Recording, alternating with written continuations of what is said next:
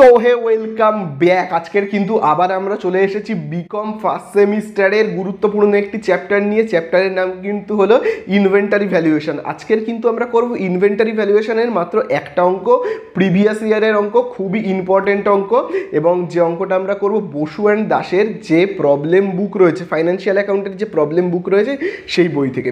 আর আগের ভিডিওতে আমরা কিন্তু পুরো কনসেপ্ট আলোচনা করেছিলাম, ইনভেন্টারির পুরো কনসেপ্ট এবং দুটো প্রিভিয়াস ইয়ারের প্রবলেমও কিন্তু আমরা আলোচনা করেছিলাম। সেই অঙ্কের ভিডিও তোমরা যদি না দেখে থাকো, ডেসক্রিপশানের দেওয়া লিঙ্ক বা উপরে আই বাটনে ক্লিক করে কিন্তু আগে দেখে নাও। সেই ভিডিওটা দেখলে তবে আজকের ভিডিও বুঝতে পারবে, নইলে এই ভিডিওটা কিছুই বুঝতে পারবে না। তাই চলো আগে তোমরা কিন্তু আগে ওই ভিডিওটা কিন্তু দেখে নাও, পার্ট 1-এর ভিডিওটা দেখে নাও। তাহলে চলো আজকে আর বেশি কথা বাড়াবো না, আজকে আমরা প্রথমেই চলে যাব প্রিভিয়াস ইয়ারের প্রবলেমে।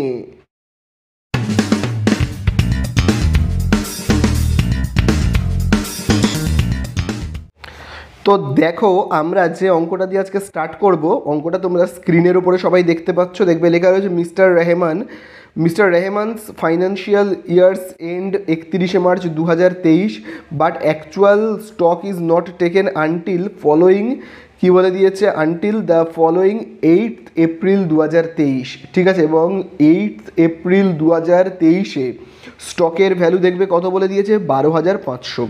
তাহলে দেখো আমাদেরকে যেটা বের করতে হবে সেটা হলো 31 মার্চ 2023-এ স্টকের ভ্যালু কত, তাই তো। তাহলে এখানে আমাদেরকে কি লিখতে হবে, কিন্তু স্টেটমেন্ট, আমাদের এখানে কি লিখতে হবে, স্টেটমেন্ট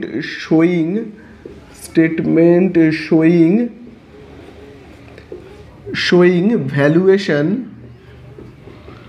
ভ্যালুয়েশন অফ স্টক, ঠিক আছে, অফ স্টক অ্যাজ অন, ঠিক আছে, অ্যাজ অন। তাহলে আমরা কি লিখবো, 31/3/2023। ঠিক আছে, 31/3/2023-এর স্টকের ভ্যালু আমাদেরকে কি হবে জানতে হবে, 31/3/2023। আচ্ছা, তাহলে এখানে আমরা কি লিখবো, পার্টিকুলার্স, যেরকমভাবে লেখে আগের অঙ্কগুলোতে তোমরা দেখেছো পার্টিকুলার্স, আর এখানে আমরা কি লিখবো, অ্যামাউন্ট। ঠিক আছে, তাহলে স্টকের ভ্যালু 8 এপ্রিলে কত রয়েছে, তাহলে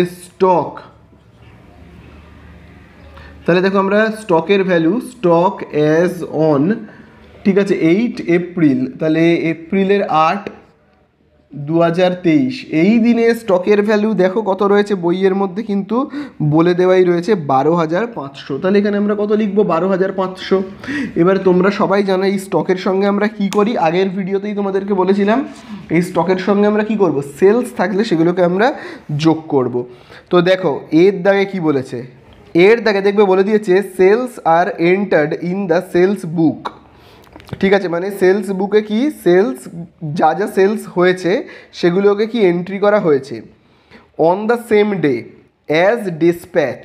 ঠিক আছে, অর্থাৎ যেই দিনকে আমরা মাল বিক্রি করেছি, অর্থাৎ যেদিনকে আমরা মাল ছেড়ে দিয়েছি, গোডাউন থেকে বের করে দিয়েছি, সেই দিনকেই সেলের এন্ট্রি কিন্তু করা হয়েছে।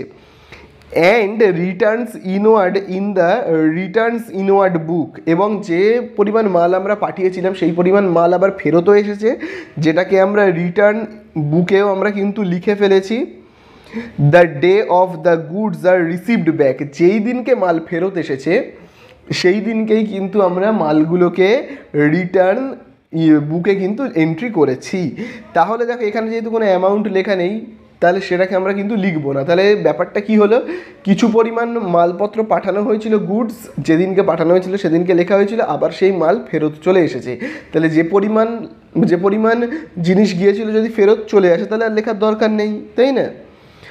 বি নাম্বারে দেখো কি বলে দিয়েছে purchase are enter in the purchase day book as the invoices are received. ঠিক আছে, তাহলে পারচেস যা যা হয়েছে সে সমস্ত এন্ট্রিগুলোকে সব পারচেস ডে বুকে লেখা হয়েছে। তাহলে এখানে তো কোনো অ্যামাউন্ট বলে দেওয়া নেই, আমি তো কিছু করতে পারবো না, তাই না।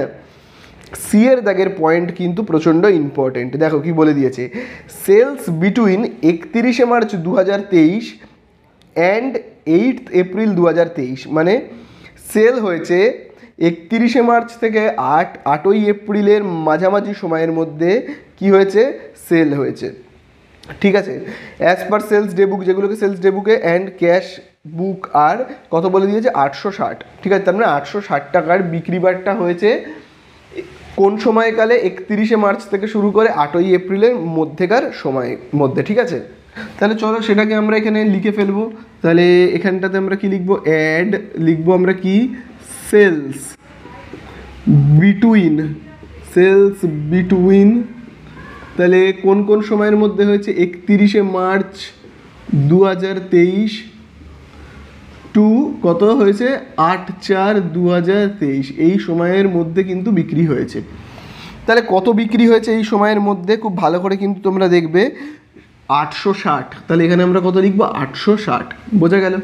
এরপরে আমরা কি করি, লেস করি। কাকে কাকে লেস করি, পারচেসকে লেস করি আর গ্রস প্রফিটকে লেস করি। তাহলে দেখো পারচেস এখানে কত বলে দিয়েছে দেখি, দেখো পারচেস বলে দিয়েছে, পারচেস বিটুইন 31শে মার্চ থেকে 2023, 31শে মার্চ 2023 থেকে 8 এপ্রিল 2023-এর মধ্যে কী কী হয়েছে। তাহলে দেখি আগে আমরা এখানে লিখে ফেলবো, পারচেস বিটুইন, তাহলে এখানে আমরা কী লিখবো, পারচেস বিটুইন, তাহলে দেখো 31শে মার্চ 2023 থেকে শুরু করে 8/4/2023-এর মধ্যে কি কি পারচেস হয়েছে, দেখি কত টাকার পারচেস হয়েছে, খুব ভালো করে তোমরা কিন্তু দেখবে। দেখো বলে দিয়েছে 600 টাকার পারচেস হয়েছে, তাই না, পারচেস ডেবুকার 600, but of this goods amounting 200 are not received. ঠিক আছে, তাহলে 600 টাকার পারচেস হয়েছে ঠিকই, কিন্তু তার মধ্যে 200 টাকার মালপত্র আমি রিসিভ করিনি, তার মানে অ্যাকচুয়ালি পারচেস হলো কত টাকার, 400 টাকার। ঠিক আছে, বুঝতে পারলে আশা করি।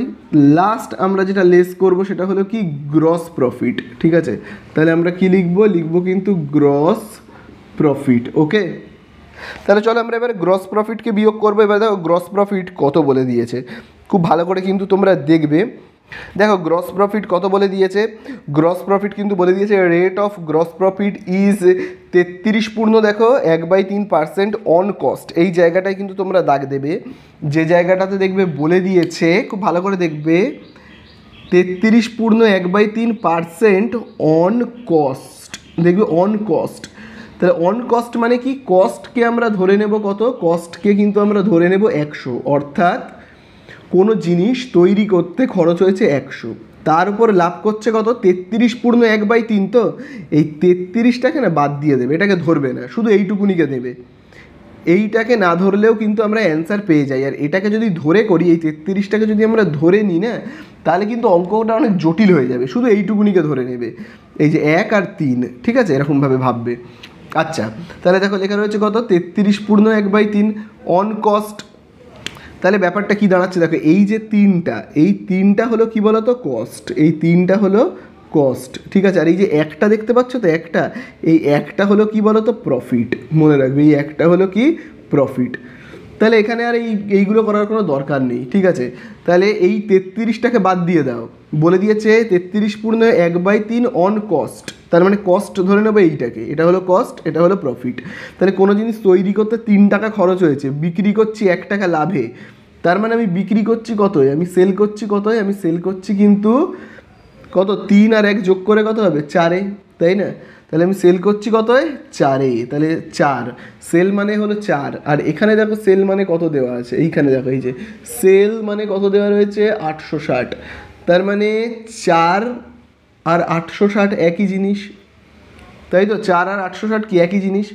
তাহলে 1 মানে কত, 1 মানে কি, আমরা প্রফিটটা জানতে চাইছি। তাহলে 1 মানে কত, 1 মানে কত হবে, 860কে আমি যদি দেখো 4 দিয়ে ভাগ করি, তাহলে কত হবে, 2 15, 215। ঠিক আছে, তাহলে এ প্রফিট মানে কত, এই 1 প্রফিট মানে কত, 215। ঠিক আছে, তাহলে গ্রস প্রফিট কত হবে, হবে কিন্তু 215। ঠিক আছে, তাহলে আশা করি ব্যাপারটা তোমরা সবাই বুঝতে পারলে কীরমভাবে হলো। ঠিক আছে, তো এইবারে তোমরা খুব ভালো করে দেখো, লাস্ট আরেকটা জিনিস বাদ চলে যাচ্ছে, সেটা হলো ইয়ের দাগে। দেখো কি বলে দিয়েছে, ইয়ের দাগে দেখবে বলে দিয়েছে goods invoiced during March before 31শে মার্চ। ঠিক আছে, তারপরে দেখবে লেখা রয়েছে but not received until after 31শে March amounting to ₹500, which 350 worth are received between কত বলে দিয়েছে, 31শে মার্চ 2023 অ্যান্ড 8 এপ্রিল 2023। অর্থাৎ খুব ভালো করে কিন্তু তোমরা বুঝবে, 500 টাকার মাল আমরা, 500 টাকার গুডস আমরা কিনেছি, এই 500 টাকার গুডসের মধ্যে 350 টাকার গুডস আমরা কিন্তু ইয়ার এন্ডিংয়ের পরে অর্থাৎ 31শে মার্চ 2023-এর পরে অর্থাৎ 31শে মার্চ 2023 থেকে 8ই এপ্রিলের মধ্যেকার সময়সীমার মধ্যে আমরা রিসিভ করেছি। তাহলে সেটাকেও লিখতে হবে যতটুকুনি গুডসকে আমরা রিসিভ করেছি। তাহলে আমরা লেস করব, আমরা এই মালটা কিনেছিলাম, 500 টাকার মাল কিনেছি, তার মধ্যে 350 টাকার মাল আমরা রিসিভ করেছি এই যে এই তার সময়সীমার মধ্যে। তাহলে আবারও আমরা লিখব পারচেস বলে লিখব, আবার ভাবো আমি লিখছি পারচেস বলে বিটুইন, ঠিক আছে, পারচেস বিটুইন, আবার লিখব এই যে 31শে মার্চ 2023 থেকে শুরু করে 8 এপ্রিল 2023-এর মধ্যে। তাহলে এখানে আমরা কি 500 টাকার মাল রিসিভ করলেও 350 টাকার মাল কিন্তু ইয়ার এন্ডিংয়ের পরে নিয়েছি। তাহলে আমরা শুধু এখানে কি করব, 350 টাকাটাকে লিখবো, ঠিক আছে, 350 টাকাটাকে এখানে কেবলমাত্র আমরা লিখবো, বোঝা গেল? তাহলে এখানে আমরা কত লিখবো, 350। তাহলে এই হয়ে গেল কিন্তু আমাদের অঙ্ক শেষ। এবার জাস্ট আমরা ক্যালকুলেশনটা করে নেব। তাহলে চলো আমরা যদি এখানে ক্যালকুলেশনটা করি তাহলে দেখো কত হবে। এই টাকাটার সঙ্গে এদেরকে যোগ করব, করে এই টাকাটাকে মাইনাস করব, এই টাকাটাকে মাইনাস করব, এই টাকাটাকে মাইনাস করব, করলে আমরা কত পাবো, কিন্তু 12,395। তাহলে চলো আমরা এখানে কত লিখবো, 12,395, 12,395। তাহলে এখানে আমরা লিখবো কি, স্টক, এখানে আমরা লিখবো স্টক অ্যাজ অন কত, 31/3/2023 আমরা স্টকের ভ্যালু পেলাম এইটা, ঠিক আছে, 31/3/2023 আমরা স্টকের ভ্যালু পেলাম 12,395। তাহলে এই হয়ে গেল অঙ্কটা শেষ।